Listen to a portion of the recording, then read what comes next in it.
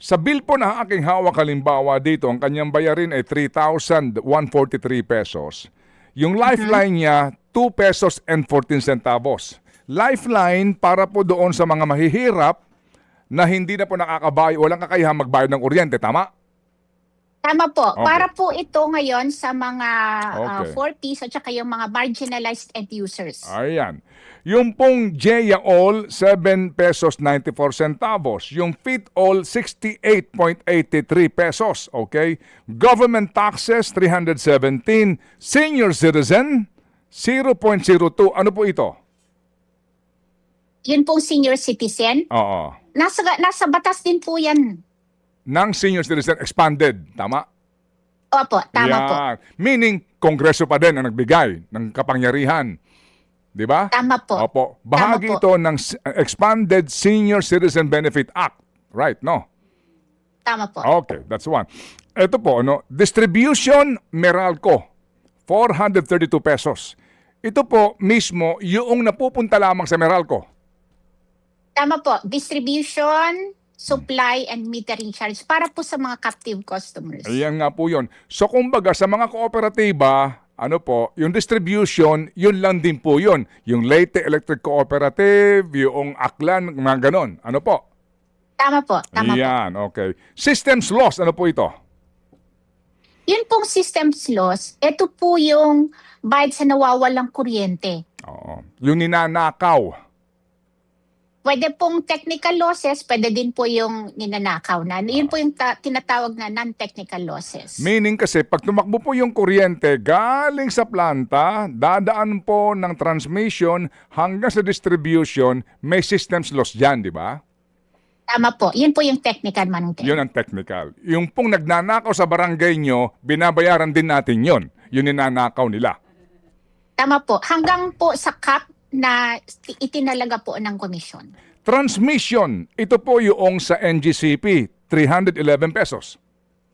Tama po. Ayan. At yung pinakamalaki, generation. Ito na po yung cost mismo ng kuryente galing sa planta.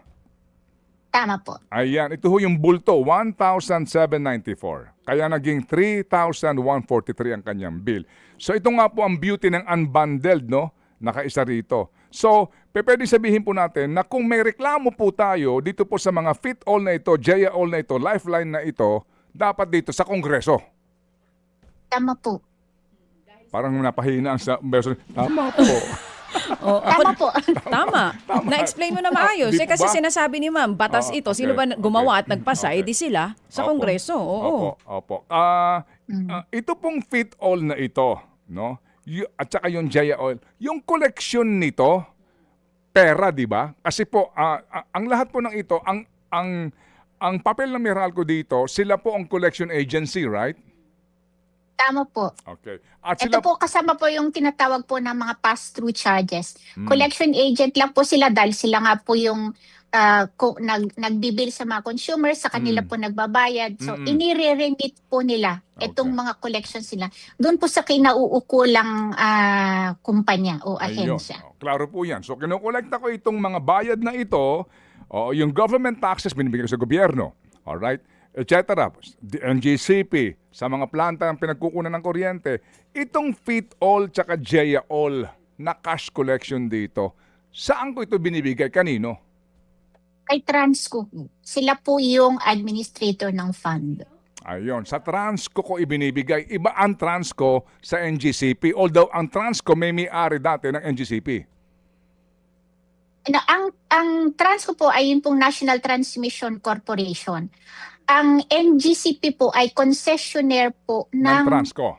ng Transco. Ayun. Sa NGCP po na ipasa yung transmission function dati ng Transco. Yung nga po, kasi po ang may-ari po ng transmission line, Estado. Dati po pag-aari ng Estado yan at managed by Transco. Dahil din po Tama sa, po. dahil po sa IPIRA, tama ano po, ha? Right? Opo. Yes. Dahil sa IPIRA, ito po ipinagkaloob, konsesyon sa pribadong kumpanya na ngayon nga po NGCP. Pero practically po, Transco actually ang napapatakbo niyan. So Transco nangungulekta nito pong Fit All tsaka Jeya All.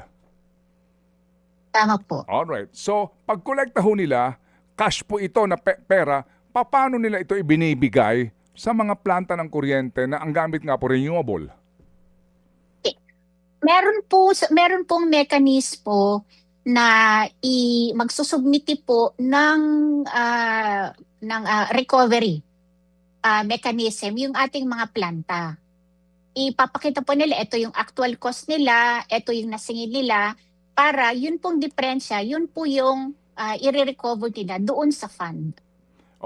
Meaning, we subsidize yung pong mga pribadong kumpanya na meron pong renewable energy plants. Tama po. Ayun. Kaya nga po dito, pwedeng banggitin na natin, yung ipinapangako ng kumpanya ni Leandro Leviste, yun renewable yun, di po ba? So, yun po yun. Tama? Opo, ito ho yun. Tayo po ay tumutulong para magkaroon sila ng puhunan. Tama po ba yun?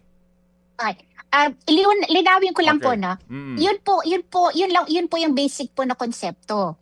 Tulong po natin para po dun sa mga renewable funds. Pero ang binabayaran po natin ay yung mga actual lang po na nag-ooperate. Ayun. So hindi po yun yung magtatayo ka, hindi pa ka pa operating, nakakukuha na. Hindi po ganon. So pag meron lang pong na-operate, kunwari nagbenta ka sa WESM, na-dispatch ka po sa WESM. Oo. So yun pong diferensya ng kinolekta mo na tariff at saka inataripa at saka yung actual mo, yun po yung